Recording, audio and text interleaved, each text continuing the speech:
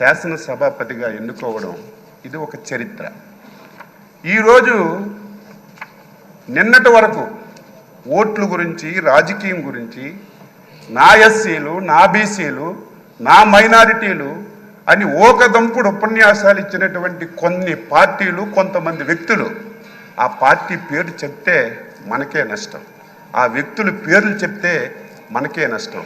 అటువంటి పార్టీలు ఒక బలహీన వర్గాలకు చెందిన వ్యక్తిని ఎన్డీఏ ఆ స్థానంలో కూర్చోపెడితే ఈ ఘట్టాన్ని చూడడానికి కూడా ఇష్టం లేనటువంటి పార్టీలు, నాయకులు ఈరోజు రాష్ట్రంలో ఉండడం బాధ కలుగుతుందని ఈ సందర్భంగా తెలియచేస్తున్నా.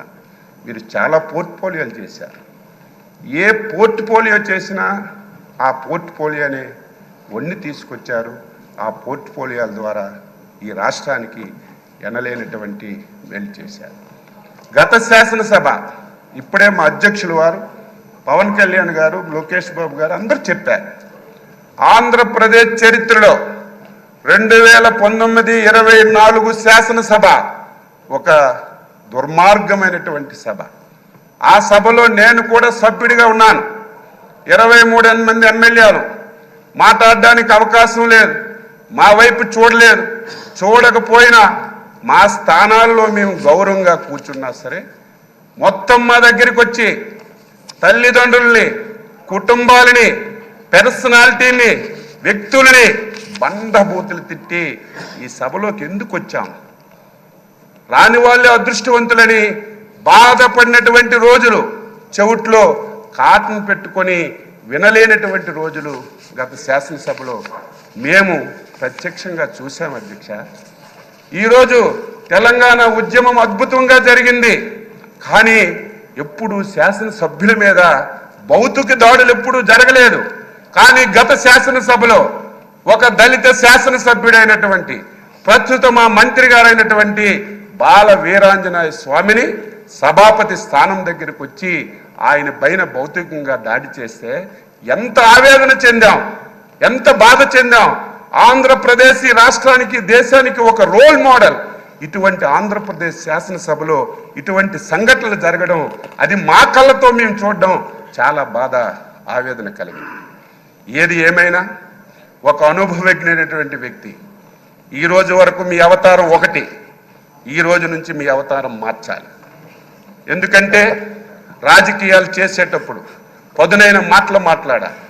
ప్రతి ఒక్కడు విమర్శించేటప్పుడు వారికి సమాధానం చెప్పాలి. కానీ ఈ రోజు నుంచి మీరు శాసనసభాపతి. నా కోరిక, నా ఆశయం బలహీన వర్గాల తరపున మీకు కోరుతున్నాను.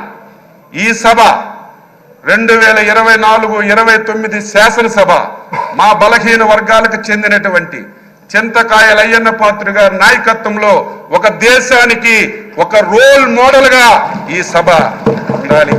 ఇది ప్రతి ఒక్కరూ చెప్పుకునే విధంగా మనందరం కూడా ప్రవర్తించాలి.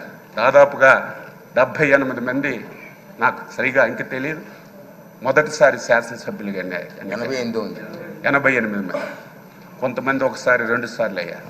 నేను కూడా 6 సార్లు శాసనసభగా ఎన్నికయ్యే అవకాశం మా నాయకులు శ్రీ నారా చంద్రబాబు నాయుడు గారు ఇచ్చారు. ఆయన ఎప్పుడైతే ముఖ్యమంత్రిగా బాధ్యతలు స్వీకరించారో అప్పుడే నేను ఎమ్మెల్యే అయ్యాను.